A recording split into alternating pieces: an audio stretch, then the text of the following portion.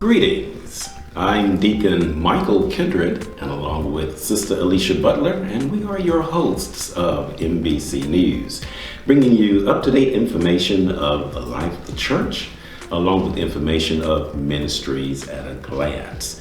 And we're going to begin with a few announcements this morning, beginning with...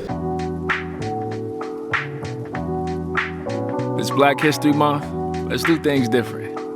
Let's celebrate our health. The Good Health wins vaccines, veggies, and votes health fair.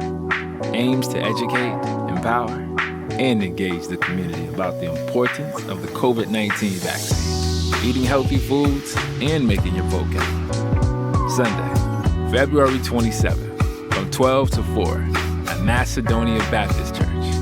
Let's celebrate our health and our power, ballot box.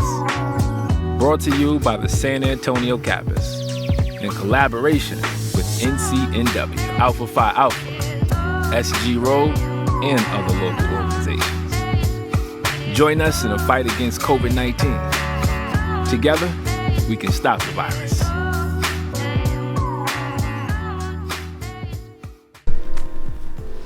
And February is Heart Health Month, and our very own Dr. Batts will be speaking with us in that regard. And he's going to be interviewed by our very own Sister Alicia Butler. Sister Butler? Okay. Well, good morning, everyone. Thank you again, Deacon Kindred, for that. Welcome to our health segment for Macedonia Baptist Church. Today, we're so happy to have our very own Dr. Travis Batts. Very good. Welcome again. Thank you for having me. Thank you for always being here for us. So let's go ahead and get started. Okay. So can you tell us a little bit about yourself and what your focus is as it relates to health and medicine? Great question. What my focus? Well, I'm a cardiologist, as you all know, and for me, heart health is more of a journey than a destination, right? As I kind of looked at medical school, I enjoyed the physiology of the heart, meaning how it works in its normal sense. But unfortunately, I was able to see how it works in its pathologic or abnormal sense as well. And unfortunately, African Americans and community of color are disproportionately affected by heart disease on an order of 2 to 3 times higher. And in the context of COVID-19, what we've been able to see is that those numbers just have gone up exponentially. And so as we move forward in our discussions and how we should approach heart health, I think it should be more of a proactive one. Hence the reason why, I really wanted to focus on heart health and looking at how you can be healthy before you get sick. Oh, very good, very good. So what made you decide, and you touched on it a little, I know, but what made you really decide to concentrate on heart, becoming a cardiologist? Well, if anyone asks you, it's the coolest specialty in medicine. well, I say so the heart, as much as we make it complex, it is probably the simplest organ to manage, right? Really? You don't believe me, right? So think about it. The heart has 3 ways that it can go wrong, right? It can either go wrong from a structural standpoint, right? The muscles of the heart, the valves of the heart, so structure. Okay. It could go wrong from a rhythm standpoint. A lot of people don't know the heart has its own built-in electrical system. And so sometimes those wires get crossed and things can mess up. So from an electrical standpoint, then it can go, and think about it as a house, right? Then it could go wrong from a plumbing standpoint, right? The heart has its own arteries and veins. And so when you think about it that way, when I explain it to patients, I say, hey, something's wrong with the structure, something's wrong with the pipe, something's wrong with the electricity. And so when I think about it like that, it makes it so simple that I can tell my 10-year-old about it and she'd understand, okay, this is what's going wrong there. And just that simplicity allows us to engage patients in a much more fulfilling way. Not to say other specialties don't, but for me, it just makes it much easier for the patient to understand what we're working on and what went wrong. Okay, wonderful. Thank you for that. So, Dr. Batts, can you let us know, is there a relationship between lifestyle medicine and health?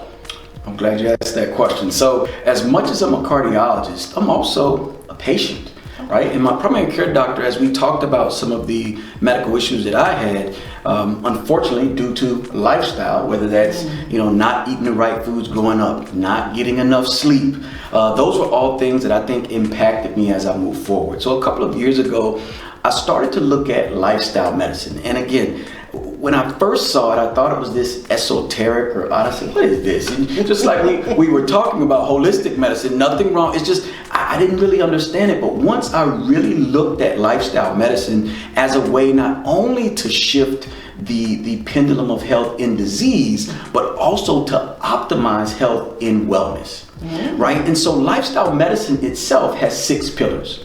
And what I ask my patients is, did you take your meds? Now I know what you're thinking. You just told me life. Why I want to take medicine? Exactly. It's not that. It's not those meds you're thinking about. Okay. It's MEDSSS. So the first M is mind, body, wellness.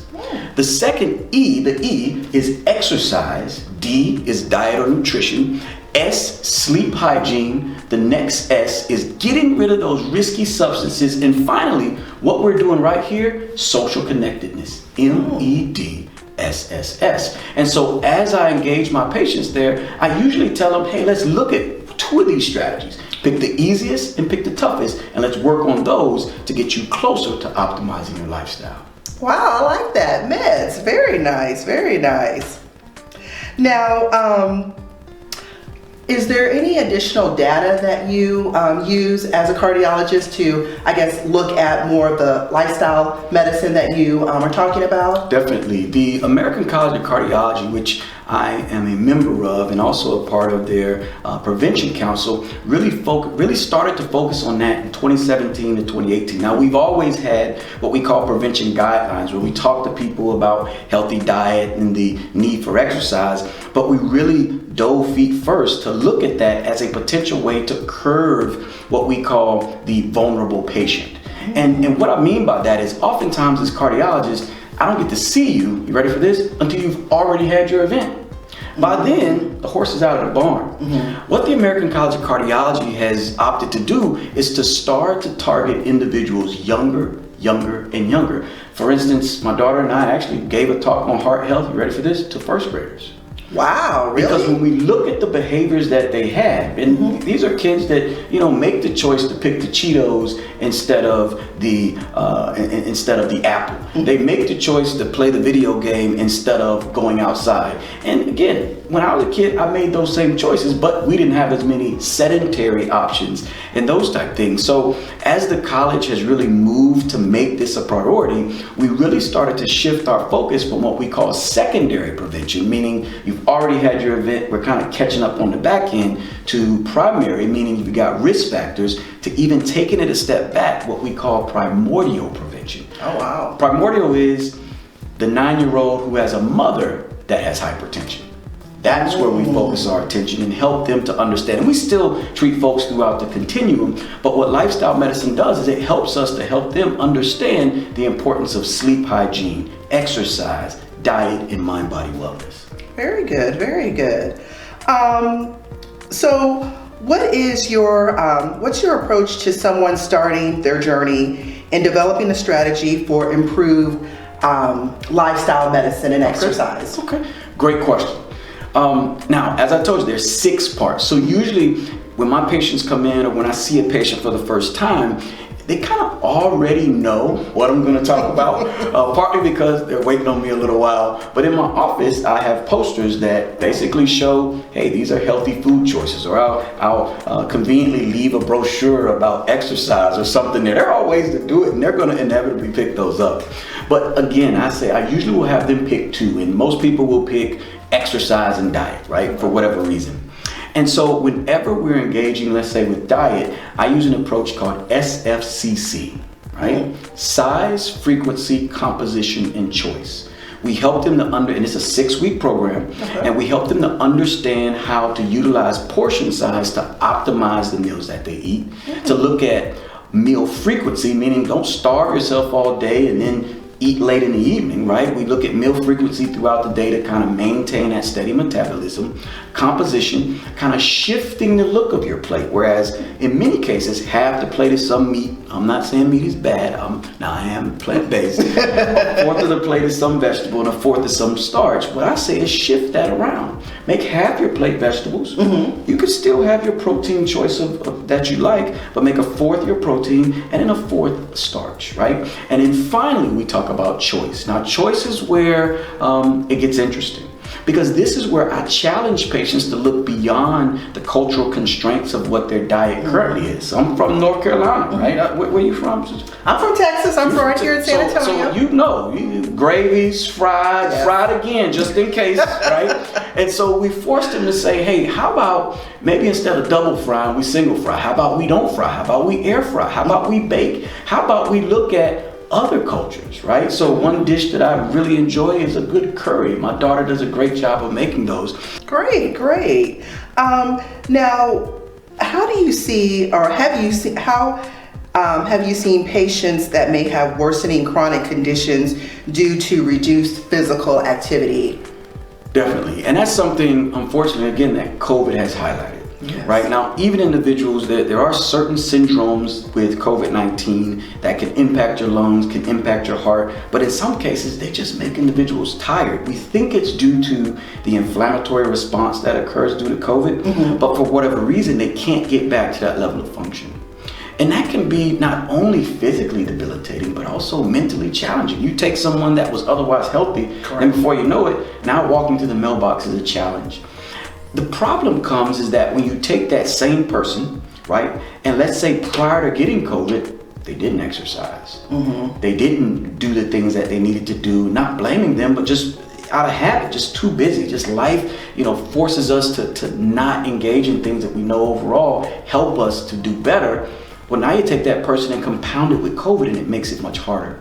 So what we've seen, at least in the clinic, is that individuals who go into or get COVID and have a good level of function, they still may be down, but they'll be able to bounce back much easier than someone who did not have a good level of function going in. And that's true for pretty much all of your chronic conditions. Okay. Interestingly, when you look at risk factors for COVID, and this is one of the first viruses where we talked about obesity as being a significant risk factor, particularly in African Americans and unfortunately in African American males. Okay. In New York, they highlighted that obesity, again, is a pandemic in and of itself, but when you compound that with COVID-19, those individuals had much worse clinical outcomes. Oh, wow. Now, you didn't mention this, but I hear a lot on the news that even with the vaccinations that we've received from COVID, again, that doesn't prevent us from not being immune to it. Right. We may still get it, but we just won't get it as bad. Exactly, right. And that's a great point. I mean, when I talk to my patients, and sometimes I have too much fun, I say the vaccine is not a force shield, right? It's not a force shield. And the vast majority of individuals that are vaccinated, it does reduce your risk of getting it, but the key word is reduce it. It's not a force shield. But then those individuals that get it and that are vaccinated, they have lower risk of hospitalization, lower risk of ICU stay, and we've already seen the data that says they have lower risk of having mortality or death from acquiring COVID-19. Very good. Well, in closing, Dr. Batts, is there anything that you would like to say that would be key takeaways for our audience? Right. Thank you. So, again, the big thing is, I know that changing your lifestyle is a challenge, right? Even for me, right? And as much as I enjoy what I do from a nutritional standpoint, I enjoy what I do from an exercise standpoint, there are times when I want to sit on the TV, sit on the couch and just watch TV, right? I'm still there. But what you have to do is look at your long-term goals. And whether working on mind, body wellness, exercise, diet, or for me, my biggest hurdle is sleep hygiene and getting enough sleep. Anywhere you start, any movement forward is going to benefit. The final thing that I often will tell my patients, or that I always tell my patients, my goal for them is not perfection, but my goal is progress. I like that. Well, Dr. Batts, thank you so very much again for taking the time to just educate us again on heart health and lifestyle management. So we just thank you so much for, again, educating us. Thank you. No problem. Glad to be here. All right. And thank you, Dr. Batts and Sister Butler, for the very informative information on Heart Health Month.